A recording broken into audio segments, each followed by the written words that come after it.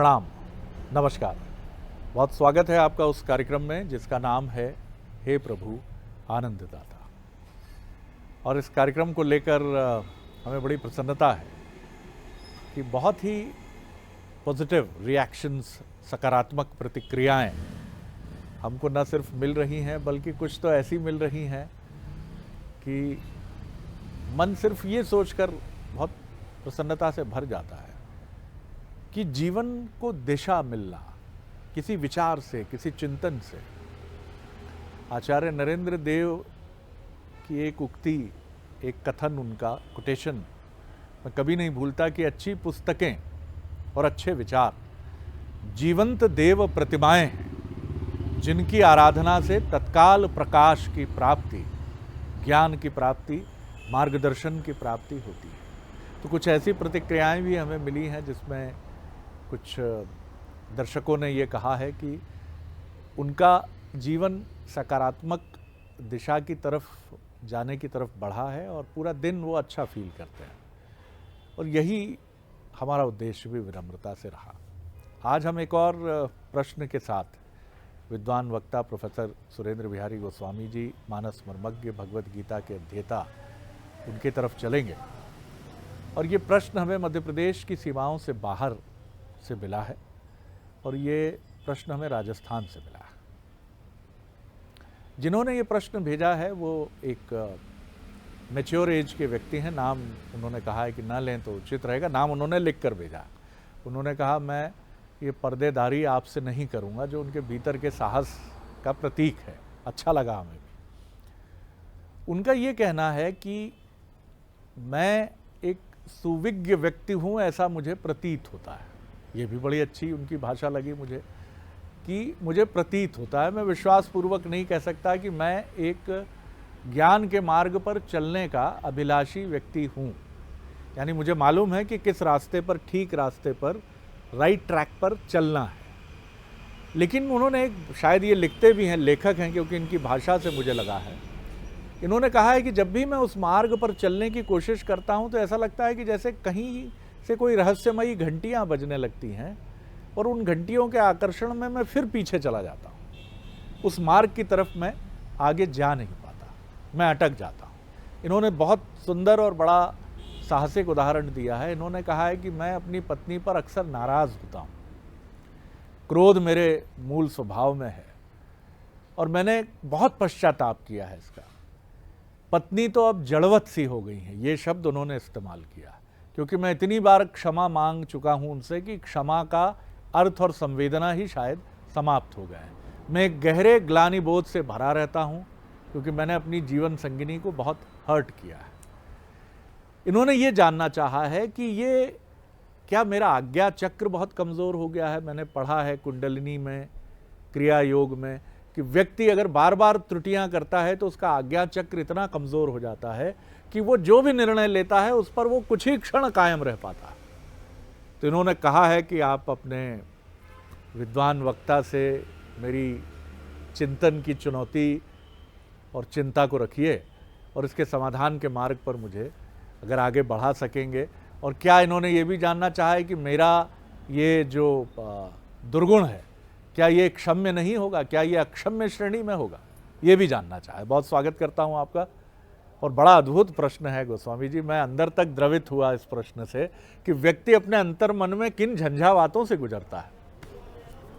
देखिए, ये प्रश्न तो एक चिंतक ही कर सकता है, लेकिन चिंतक के साथ साथ चिंता भी इनके साथ समाहित है जी।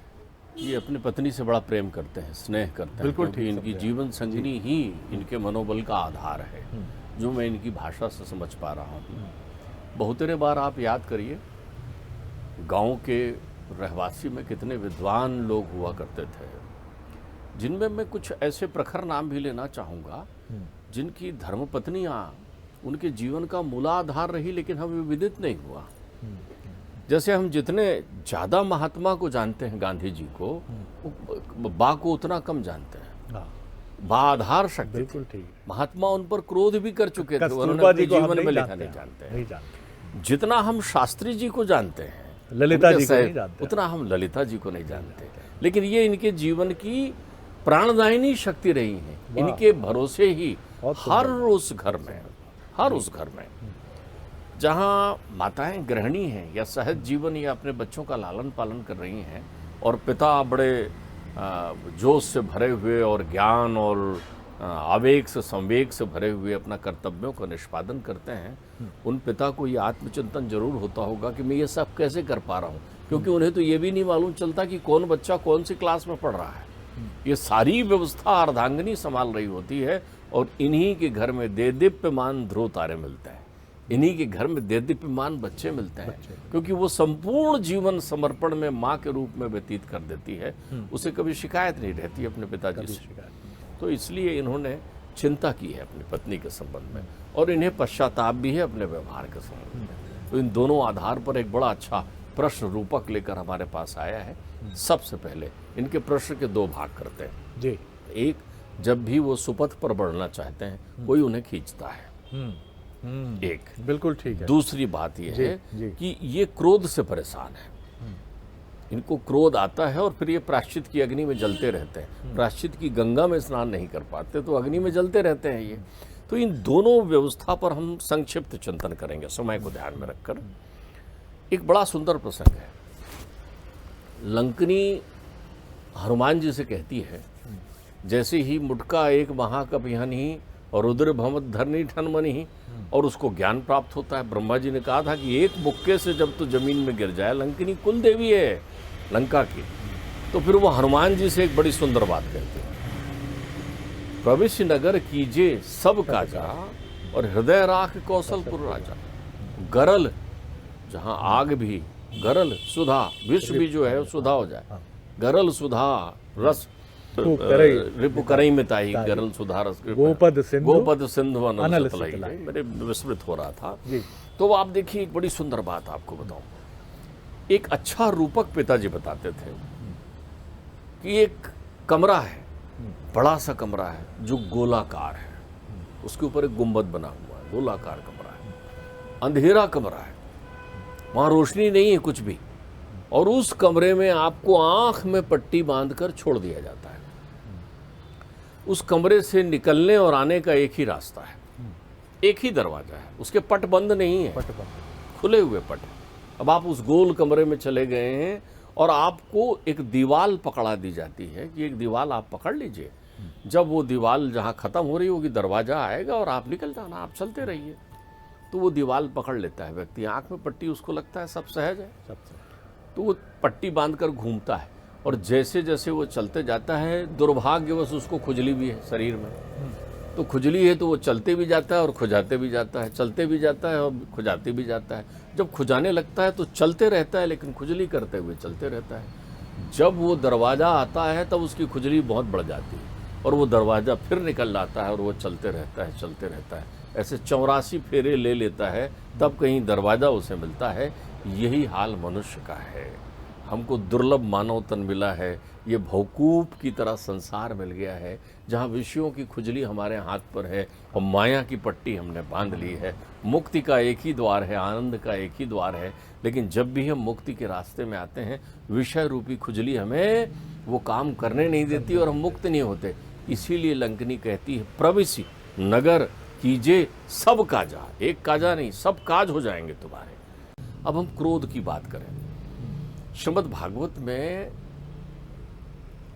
अनेकों कुल का परिचय देते हुए शुकदेव जी अधर्म के कुल की बात भी बताते हैं। ब्रह्मा की पीठ अधर्म की पीठ है। ब्रह्मा के सामने भाग से धर्म की उत्पत्ति हुई है, लेकिन ब्रह्मा की पीठ से अधर्म की उत्पत्ति हुई है। अधर्म की पत्नी जो है वो मृषा है, वही मृग तृष्णा अधर्म की पत्नी है। इसी की संतानों में क्रोध और हिंसा है। अधर्म की श्रेष्ठ संतान है क्रोध। प्रज्ञापराधो मूलम सर्वरोगाणाम उत्तमम, क्रोधेन ज्ञान नाशनम, जाको प्रभु दारण दुख देही। कितनी चिंतन अपन इस मामले में किया है। तो क्रोध जो है, ध्यान रखिए, क्रोध और कोप में अंतर है। क्रोध और कोप में अंतर है। कोप जो है उद्देश्य मूलक होता है। कोप के लिए तो भवन बना रहता था राजाओं के यहाँ, कोप भवन। कैकेयी कोप भवन में चली गई थी ना, उद्देश्य था उसके पास कि मेरे लिए वरदान दो। कुपित हो जाना एक किसी उद्देश्य के लिए, आपने ये गड़बड़ काम किया, वो कुपित हो गए। लेकिन क्रोध जो है ना, वो तो अनर्थ है। अर्थपूर्ण हो सकता है कोप, आपका उद्देश्य हो सकता है कोप, लेकिन उद्देश्य विहीन आक्रोश क्रोध का रूप ले लेती है। वाह, बहुत अच्छा सूत्र। कोई उद्देश्य ही नहीं है, तो बिना उद्देश्य के, बिना अर्थ के अनर्थ रूपी ये ताप क्यों बढ़ा आपके जीवन में? क्योंकि आप अभावग्रस्त हैं, आप अभावग्रस्त हैं, आप खाली हैं। बुभुक्षिता किम न करोति पापम क्षुधारणा निष्करणा भवन्ति। खाली दिमाग शैतान का, कहीं खाली है, कहीं अभाव में है। आपके दिमाग में पूर्वग्रह आ गया है, आपके दिमाग में संशय आ गया है, आपके दिमाग में अहंकार ने प्रस्तुत कर दिया। ये सब मीठे जल को छलका कर खाली कर देते हैं, तप्त कर देते हैं या मैला कर देते हैं। तो इस पर असर किसका पड़ता है? आपके खान पान का जी, आपके रहने का, आपके विचार का। आप बहुत अच्छा सुने। सबसे पहली बात यह है कि जिसको क्रोध का त्याग करना है वो अच्छा श्रोता बन जाए। अच्छा श्रोता, चाहे छोटा बच्चा बोल रहा हो, चाहे बड़ा बोल रहा हो, चाहे कोई आपसे कम ज्ञान वाला बोल रहा हो, चाहे आपसे कोई ज़्यादा ज्ञान वाला बोल रहा हो। आप देखिए, आप कितनी देर सोच के इसको सुन सकते हैं। इसके लिए पिताजी एक बड़ा अच्छा योगाभ्यास भी बताते थे। जब क्रोध आ रहा हो, क्रोध जो है जीवंत नर पिशाच है। जिस व्यक्ति के अंतर मन में क्रोध आ जाए तो समझ लीजिए उसको भूत लग गया है, वो बावला हो गया है, वो मतवाला हो गया है। उस पर प्रत्युत्तर में क्रोध मत करिए। जैसे एक शराब पिए हुए व्यक्ति जिसके कदम डगमगा रहे हो, मदिरा से नशे में हो और हिल भी ना पा रहा हो, खड़ा भी ना पा रहा हो, दुर्बात करता हुआ चल रहा हो, तो उस पर क्रोध नहीं हो तो गिर रहा है, आप पकड़ते, अरे वो नाली है, गिर जाएंगे भाई साहब, आप नाली देख करके, वो कुआं है, गिर जाएंगे आप। तो इनको तो खाई नहीं दिख रही है संसार की, ये तो बावले हो गए। क्रोध ने, पिशाच ने, ग्रसस जब मोह पिशाच, ग्रस लिया है इनको विषयों ने। क्रोध का आवेग आ गया है इनके अंतर चित्त में। तो ऐसे व्यक्ति पर दया करना चाहिए। इसलिए क्रोध से रक्षा का सबसे पहला सूत्र है, जब कोई संबंधित व्यक्ति क्रोधी आपके सामने आ गया हो तो आप चुप रहिए।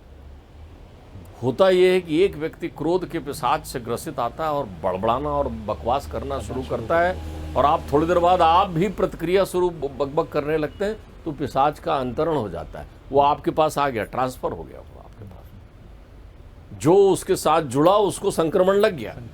तो इसका तरीका है आप चुप हो जाइए। जी जी, इसलिए तो बना है, देखा होगा कोई नाराज होता है तो जो कुशल बुद्धि का होता है, जी जी आप चिंता मत करिए, मैं कल सवेरे ये कर दूंगा पक्का, जी जी जी जी मेरी गलती, जी जी जी। बाद में वो प्रायश्चित उसको होना है ना, आपको थोड़ी होना है। बाद में आके बोलेगा, अरे भैया कल मैंने तेरे को यार कुछ सुना दिया, ध्यान मत रखना, क्योंकि उतर गया भूत। वो तो थोड़ी देर की रहता है, पलक झपकते वो पूरी आपकी सृष्टि वृष्टि को नष्ट कर देता है। तो जब ये क्रोध पिशाच किसी को ग्रसित कर ले तो सामने वाला व्यक्ति जो है वो मौन की साधना करे, जो अक्सर घर में महिलाएं करती हैं। यही वो पिशाच है जो घरेलू हिंसा को बढ़ावा देती है। यही वो पिशाच है जो आपको जो है आपसे दीनता छीन लेती है, आपसे दया छीन लेती है। आप एक जो है जीवंत नर पिशाच बन जाते हैं उस समय। आपको क्रोध में कित क्रोध है न ज्ञान नाशनम, ठीक बात है। आपकी बुद्धि, आपकी समझ, आपकी प्रक्रियाएं सब नष्ट कर देता है क्रोध।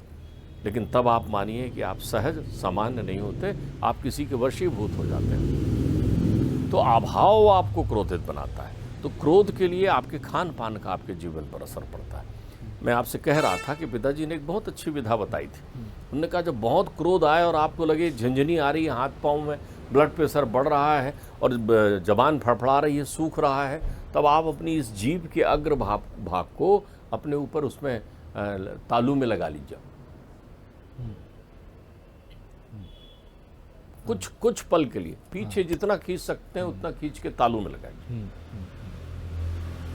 बिल्कुल आपको बड़ी शांति मिलेगी, क्रोध भग जाएगा। तो मैं तब नहीं समझा, इसमें योग तो है ही है, लेकिन योग के साथ इसमें जुगत भी है। उतनी देर आप चुप हो जाएंगे। ये सबसे कुछ पल के लिए आप अगर चुप हो गए क्रोध आने पर, तो आप समझ लीजिए संयमी हो गए, और संयमी हो गए तो आप विजयी हो जाएंगे। आपने पराजित कर दिया क्रोध। यही वो क्षण है जहाँ अगर आपने बहुत सुंदर सूत्र पिताश्री ने दिया प्रोफेसर गोस्वामी के, कि थोड़ी देर के लिए आपका ध्यान बटा। ये एक्सरसाइज योग की भी हो सकती है और ध्यान बांटने की तो बेहिचक है।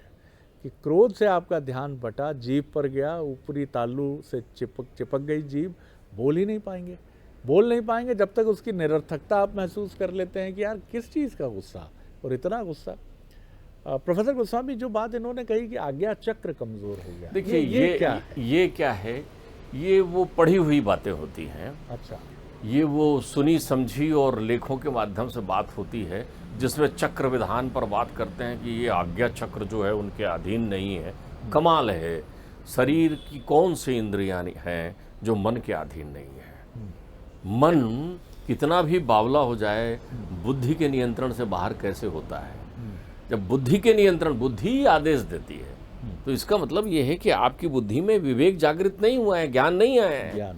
एक ज्ञानवान व्यक्ति जो होता है वो जानता है कि क्रोध ये निरर्थक है, व्यर्थ है, अनर्थ है। तो इसमें दोष आपकी बुद्धि का है, आज्ञा चक्र का नहीं होता। आप मन के वशीभूत हो गए, इंद्रियां मन पर आपकी हावी हो गई हैं। इसलिए खान पान का आपके क्रोध पर असर होता है। ध्यान रखिएगा, आप जो बहुत तीखा, चटपटा, तेज युक्त खाते हैं, बहुत अच्छी बात है, 40 तक खा पी लो। उम्र के 4 दशक जो है परमात्मा ने आपको सारे प्रकार के व्यंजन करने के तरीके बता दिए हैं। 10 वर्ष पूर्वाभ्यास शुरू कर दो, क्योंकि फिर वानप्रस्थी जीवन में आना है। आप स्वयं वानप्रस्थी जीवन में आ जाएंगे तो जीवन का आनंद रहेगा। लेकिन अगर चिकित्सक आपको वानप्रस्थी जीवन में लेकर आएंगे तो फिर आपका जीवन खतरे में पड़ चुका होगा तब तक। निश्चित। अगर चिकित्सक आपको कह रहा है कि देखिए आप तेल मिर्च खटाई छोड़ दीजिए, आपका लीवर किडनी और ये खराब हो रहा है, मतलब खराब होना शुरू हो चुका है, तो ज़्यादा बेहतर है कि आप संयमी पहले से हो जाइए ना। तो यदि क्रोध आपके पास आ रहा है तो उसमें आपके खान पान का असर होता है, आपके शयन का, आपकी निद्रा का असर होता है। क्या आपको बिस्तर में सोते ही नींद आ जाती है? नहीं आ जाती तो आप पढ़ते हुए सोइए ना, सबसे अच्छी नींदिया आती है पढ़ने से। जो व्यक्ति नित्य सोते हुए पढ़े, बहुत सारे लोग ऐसा कहते हैं गीता पढ़ने की प्रति रुचि रखते हैं, लेकिन उनको लगता है कि गीता जो है वो स्नान ध्यान करके पद्मासन लगाकर फिर पढ़ने की विषय वस्तु है। इस विचारधारा के कारण बहुतेरे लोग गीता को पढ़ने से वंचित रह जाते हैं। बहुत बहुत महत्वपूर्ण सूत्र है ये। मैं तो कहता हूँ आप बिस्तर में बैठ जाइए आराम से, गीता को हाथ में ले लीजिए। अरे आप ये जासूसी उपन्यास और दुनिया के लिखे हुए मार डालूंगा काट डालूंगा पढ़ रहे हैं, उससे बेहतर आप गीता पढ़िए ना। किसने मना किया? आप जहाँ सहज महसूस करते हैं गीता पढ़िए। गीता में कहीं नहीं लिखा है सुनो जो प्रातः काल स्नान ध्यान करके इसका पाठ करेगा उसका कल्याण होगा, ऐसा किसने लिखा है? बहुत सारे लोग कहते हैं साहब मैं 2-3 दिन में नहा पाता हूँ तो गीता पढ़ ही नहीं पाता। हमने कहा कमाल है, गीता तो तुम्हें मनानंद का स्नान करा रही है, गंगोत्री ला रही है मन के अंदर, और तुम बाहरी स्नान की प्रक्रिया में बैठे हुए हो। जी जी जी हैं। तो ऐसी स्थिति का आप अनुपालन आप पढ़िए, अध्ययन करिए। दूसरे नंबर में आप इस बात से मुक्त हो जाइए कि आप विदित तत्व हो गए हैं। ये भ्रम है आपका। जब किसी व्यक्ति में सिद्धि आ जाती है तो आप ध्यान रखिए उसे मालूम नहीं रहता कि उसको सिद्धि आ गई। बिल्कुल ठीक। सिद्धि कोई देवी नहीं है जो प्रकट होकर आपसे कहे कि सुनो आज से मैं सिद्धि आ गई तुम्हारे जीवन में, ऐसा नहीं होता। ऐसा सिद्धि सहज भाव से आ जाती है। बहुत सुंदर सूत्र मिला हमें आज, और इसमें सबसे महत्वपूर्ण सूत्र जिससे मैं भी चौंका कि जीवंत नर पिशाच है क्रोधी व्यक्ति। अद्भुत सूत्र है। सच बात है कि जीवन में जितने भी पैशाचिक कृत्य होते हैं, पिशाच एक ऐसा शब्दार्थ है कि जो बहुत ही चरम विकृति की तरफ संकेत करता है। इसीलिए हम लोग कहते हैं हैवानियत या पैशाचिक कृत्य। अब हिंदी लिखने में ख़ासतौर से समाचार की भाषा में इस शब्द का प्रयोग नहीं होता, लेकिन पहले कभी पूर्व में 30-40 वर्ष पहले ऐसे शब्द, और आज भी यदा कदा ये झलक मिलती है। तो पिशाच जैसा आचरण करता है क्रोध। बहुत इससे दूर रहिए, खान पान पर नियंत्रण रखिए। और दूसरी महत्वपूर्ण बात जो इन्होंने कही कि किसी भी किस्म की पढ़ी हुई बात उसको अपने मस्तिष्क में अटकने मत दीजिए। चाहे वो इस बात को लेकर हो कि कुंडलिनी और आज्ञा चक्र की बात हो, उसमें मत अटकिए, बिल्कुल मत अटकिए। आप ये मानकर चलिए कि आप मनुष्य हैं और सुधरने के लिए कोई मुहूर्त निकालने की आवश्यकता नहीं होती है, ग्लानि में जाने की आवश्यकता नहीं है। ग्लानि से बड़ा अपराध कोई नहीं है। प्रायश्चित की गंगा की बात प्रोफेसर गोस्वामी बार बार कहते हैं, उसमें खूब स्नान करिए और आगे निकल जाइए। और मैं बहुत धन्यवाद करता हूँ आपका, बहुत आनंद आया गोस्वामी जी। अगले एपिसोड में एक और विषय लेकर आपसे फिर मिलेंगे, अनुमति दीजिए।